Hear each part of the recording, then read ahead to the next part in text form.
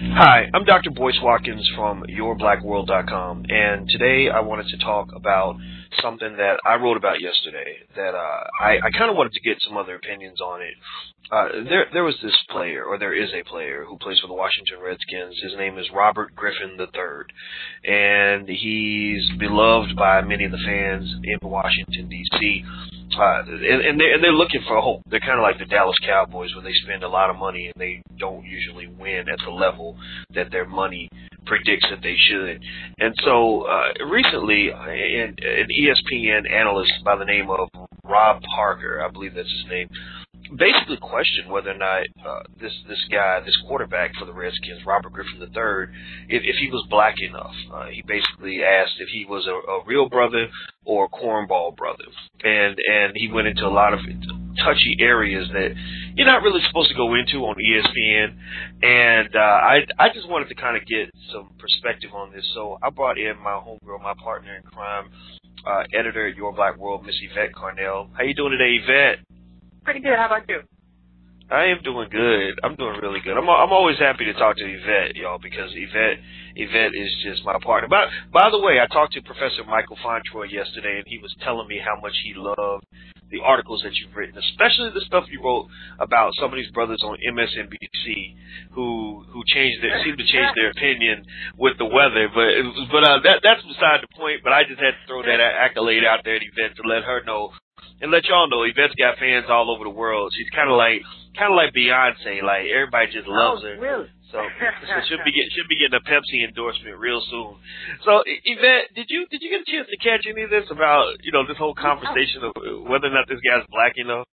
I caught it yesterday. And, honestly, I have so many thoughts running around in my head about it that it's hard to pin down. But the first thought I have is, this idea that a lot of people have that all black guys are cool, that black is synonymous with cool. So that if you're black, you're cool. And that just doesn't respect the diversity in our community. We have a lot of nerd love. We have a lot of cornballs. We have as much diversity here as any other community. It's, so this idea that, if you're black, you have to be hip, you have to be cool. And sometimes maybe you're just not as smart. That's kind of, and to hear like, someone else, another brother, whatever, say something like that, it's bothersome. But I do understand some of what he's saying, because I do believe there is such a thing as, be it right or wrong. I don't know whether or not we would esteem it as right or wrong, but I do believe there's a such thing as being culturally black. I do believe there's a such thing as being, or should I say, culturally African American. I do believe there's a certain thing as being steeped in the culture of the African American tradition. And I think you'll see that even black people come from abroad. They're black people, but they're not steeped in the African American tradition, of what we have going on here in terms of our history and things like that. So I think maybe that's what he was getting at, but it was just the dumbest sounding thing, and I don't even understand why he said it. What was his thing? Well, he has a white fiance, and he's kind of corny, and he's kind of, well, that doesn't necessarily mean that a person is not black, because he's saying that they're interracial dating, or because, that he's a corny guy, and, he might be a Republican, that makes him not a black guy. I think when you say that, you get into really dangerous territory. Yeah, I think this brother, he was trying to make an argument that was probably above his pay grade.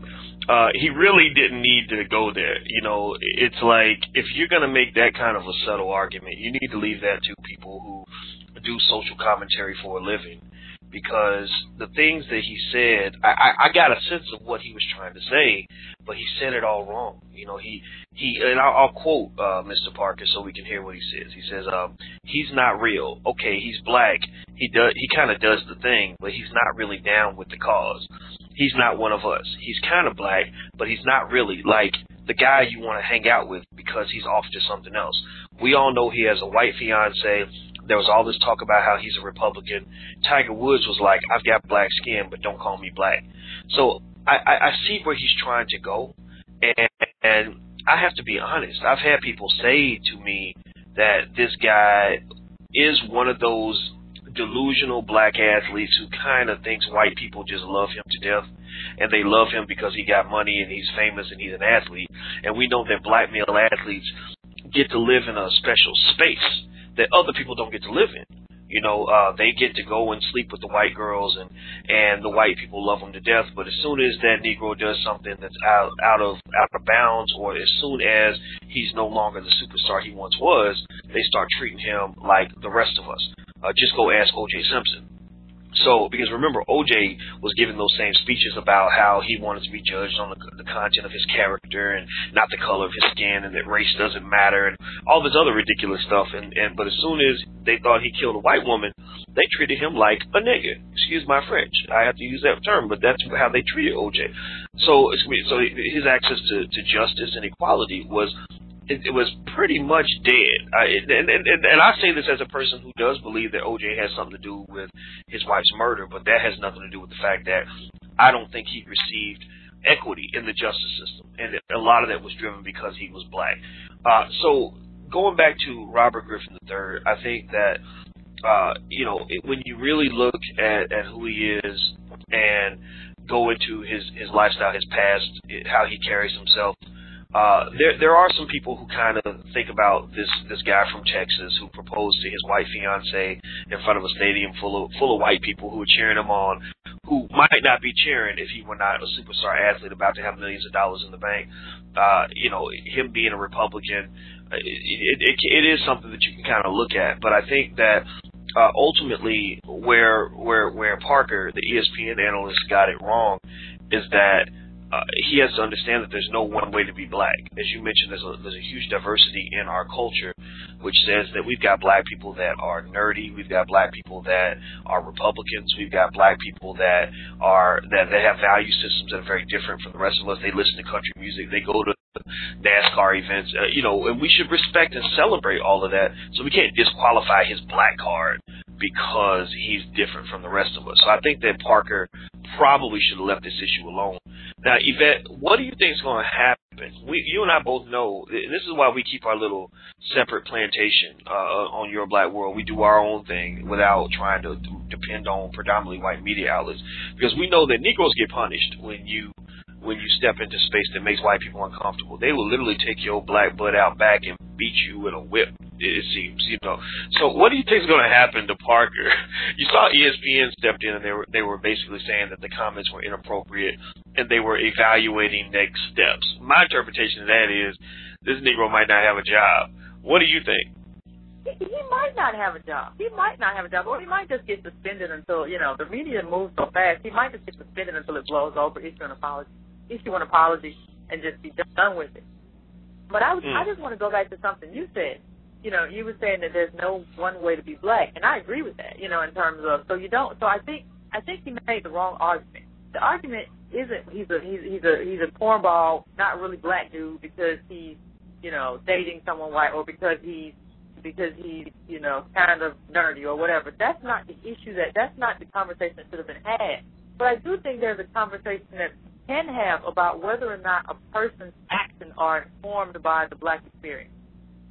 I think you can have that conversation in terms of whether or not what you do in your life is informed by what happened before you. Does the civil rights movement, everything that we've experienced in this country, is that part of the patchwork of your life? Do you see yourself through that prism? And I think, you can have that discussion in terms of whether or not he views himself as that, or whether or not he has, like what you said, this Tiger Woods syndrome, as to where you see yourself as something bigger than and outside of the black community, as being opposed to something that's within that paradigm. You see yourself as, no, I'm super Negro. I'm not even Negro. I'm outside of that whole thing. You know what I mean? That's not even a part of who I am. Like, I am just that exceptional. And you see that kind of super ego sort of thing in some black people who just feel like, you know what? Whatever happened to black people in this country before me doesn't apply to me at all. Well, I think you can have that, but it's a different question than the one he put forward on ESPN. Right, I agree. I think worrying about who he's going to marry, that could be circumstantial evidence. I mean, it's interesting. It's one of those things where a guy who doesn't identify with black people would be more likely to marry a white woman, but just because you marry a white woman does not mean that you don't identify with black people. Exactly. Like Cornel West, or I know a lot of guys who were very deeply black who happened to find a white woman who identified with their blackness as well as anybody could. And there are people out there like that. So I think that, kind of looking at those sorts of things, who he's married to, his political affiliation, I think you're running into a very dangerous space where you are basically trying to assess someone's blackness by really putting black people in a box, to say that if you're black you can't be married to a white woman, or if you're black you can't be a Republican. And I think that's incredibly problematic.